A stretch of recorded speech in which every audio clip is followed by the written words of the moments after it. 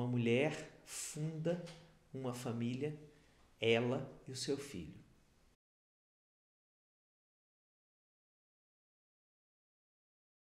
Olá, eu sou Alexandre Coimbra Amaral, sou do Instituto Aripe. E hoje eu quero conversar com você que cria seu filho sozinho.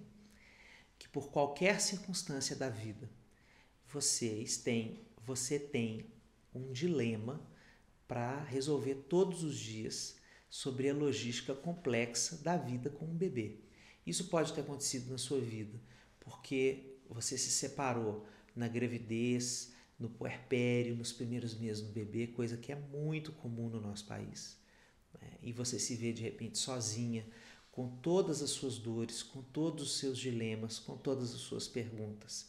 Isso pode acontecer porque você decidiu ser mãe, sem necessariamente a presença de um companheiro ou de uma companheira. Isso pode acontecer porque você decidiu adotar uma criança e foi sozinha lá no juizado, entrou na fila de adoção e adotou uma criança. Independentemente de qual seja o contexto que construiu essa maternidade mais solitária, porque a solidão aparece decorrente do peso que cuidar de um bebê traz necessariamente para uma pessoa só, né? Eu não sei qual tem sido a sua experiência de construir da solidão um espaço de solidariedade, fazer essa ponte, esse caminho, porque o que nós temos visto também de forma maravilhosa no nosso país são mulheres sozinhas, criando seus filhos, construindo alternativas coletivas para esse cuidado. Essa é uma das coisas que essas mulheres vivem e nos ensinam muito, porque existe um provérbio africano que diz que é necessário uma vila para se criar uma criança.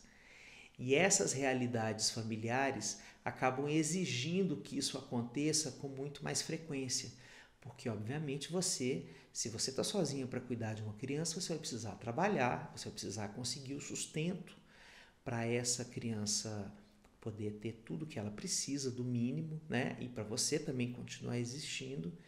E você também quer trabalhar porque isso faz parte dos seus desejos, porque faz parte da construção da sua identidade, porque isso faz bem para você, porque você se realiza, né? E maternidade não é excludente com vida profissional em nenhum momento.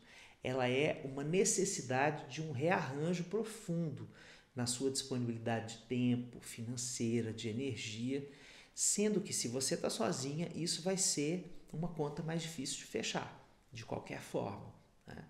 Então, o aspecto que eu quero salientar aqui hoje é que a solidão ela não é um destino, a solidão ela não é uma culpa, ela é um preconceito de um mundo que ainda não aprendeu a olhar para você do jeito que você merece ser vista. Essa solidão é o início de uma história, de uma construção de uma rede de apoio, de fortalecimento, e que você também vai se descobrir dona de muito mais poder do que você imaginava antes de se ver imersa numa coletividade maior. Quer que eu te dê alguns exemplos? Tem muitas pessoas que têm construído verdadeiras comunidades de mães que estão trabalhando juntas, que realizam o que uma palavra em inglês, por exemplo, chama-se coworking. Mulheres que estão organizando espaços coletivos de trabalho onde elas podem levar os seus filhos e podem construir coisas juntas, né? Ou que se organizam em creches, que não são instituições status quo como você tinha acostumado a imaginar uma creche, mas juntam um grupo de mulheres e cada dia uma vai cuidar dos filhos das outras. Eu já tive a oportunidade de mediar a construção de um espaço desse numa comunidade em Salvador.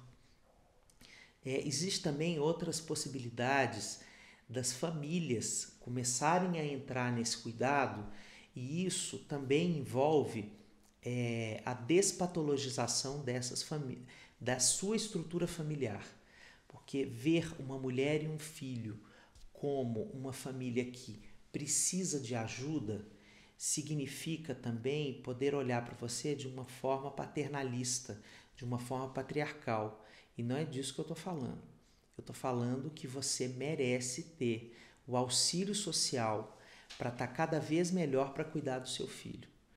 Em alguns contextos, você está sozinha porque o seu companheiro está separado de você, o seu ex-companheiro está separado, ou simplesmente abdicou da função de pai, não cumpre a função que lhe é devida, porque pai não está no mundo para ajudar uma mulher a ser mãe, ele está para cumprir o dever dele na criação desse filho. Né? Quando um homem adota uma criança, ou quando ele cuida sozinho de uma criança, ele vira notícia de jornal, ele vira manchete. Agora, quando uma mulher está sozinha cuidando do filho, ela não está fazendo mais do que a obrigação dela. Isso é patriarcado, isso é machismo. Né? Então, se você vive essa situação, você sabe do que eu estou falando. Né? É mais um peso sutil sobre a sua experiência. Né? Portanto, esse é um chamado também para os homens se conectarem com a necessidade de se comprometerem com o advento da paternidade, não como uma ajuda, não como um apêndice, mas como protagonistas da criação de um filho. Levando para si todos os ônus também que criar um filho trazem para qualquer pessoa. Porque muitas vezes as carreiras que são diminuídas, que são colocadas entre parênteses, que são questionadas, que são anuladas, são as carreiras das mulheres. E as carreiras dos homens permanecem intactas, sob o véu de que são eles que são os reais provedores de uma família. Isso tudo é uma construção que precisa ser desfeita, porque nós temos que construir um tecido social que ampare melhor a situação como a sua, né? E que tenha um lugar de existência digno para todas as formas de ser família.